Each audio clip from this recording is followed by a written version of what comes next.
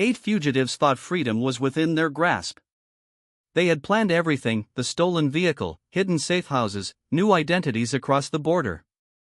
When they spotted a lone woman running forest trails, they didn't hesitate. She looked like an easy target. But they had just kidnapped a Delta Force commander with over 20 combat missions. Naomi Cole ran along the dirt trail, the crisp air filling her lungs. The national park stretched for miles around her. She caught movement, a shadow between trees. The forest had gone silent. Ahead, a black SUV sat parked near the tree line. Footsteps behind her. A man lunged.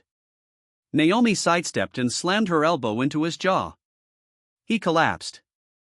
2 more emerged, then 5 more. 8 total: prison uniforms, stolen clothes, makeshift weapons. A man with slicked back hair stepped forward. "You're exactly what we needed. We broke out and need you to get us through roadblocks." "And if I don't?" Naomi asked calmly. "Then this gets messy." Another man attacked. Naomi moved fast, taking down 2 before sprinting into the forest. She used terrain to isolate them, fighting hard. But Brick, a massive man, tackled her with overwhelming force. His size pinned her down. "Don't kill her!" Vinny shouted. "We need her alive."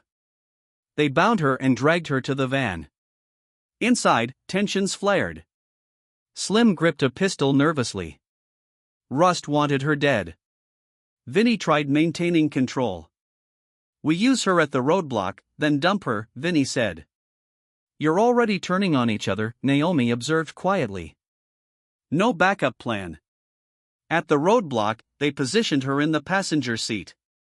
An officer studied her bruised face. "You all right, miss?" Naomi smiled naturally. "Just tired. Long drive." They passed through. Hours later, on an isolated road, Rust pressed harder. "We need to deal with her now." Vinny agreed. "We leave her in the middle of nowhere." They dragged her out, retied her wrists tighter, taped her mouth. When Naomi fought back, Vinny's fist caught her ribs. Brick shoved her into the dirt. They drove away, leaving her for dead. But Naomi worked the ropes against a jagged rock until they snapped. She freed herself, reached the main road, and flagged down a driver. Using his phone, she called Special Agent Carter. "Carter, it's Commander Naomi Cole. I was taken by them. They're heading to a farmhouse near Mill Haven, meeting someone named Collins who's setting them up with new identities. Stay put. We're sending backup.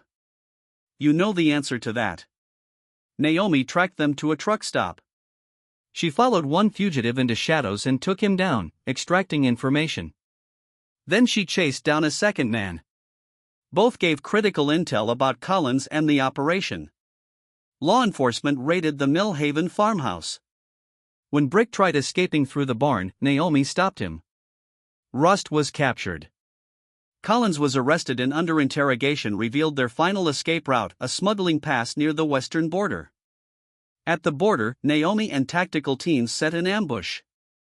When Vinny's sedan approached in darkness, floodlights blazed and agents swarmed. Grady fired wildly before fleeing. Naomi tackled him in the trees, locking his wrist until he went still. Vinny and Morgan ran. Naomi pursued alone. When she caught up, Vinny turned to fight. They clashed violently. But Naomi was relentless, fueled by everything they'd done. "This is for when you dumped me in the woods," she said, her fist connecting repeatedly. "This is for every woman you've hurt." When Morgan intervened, she dropped him with a brutal strike. When Carter's team arrived, both men were broken and defeated.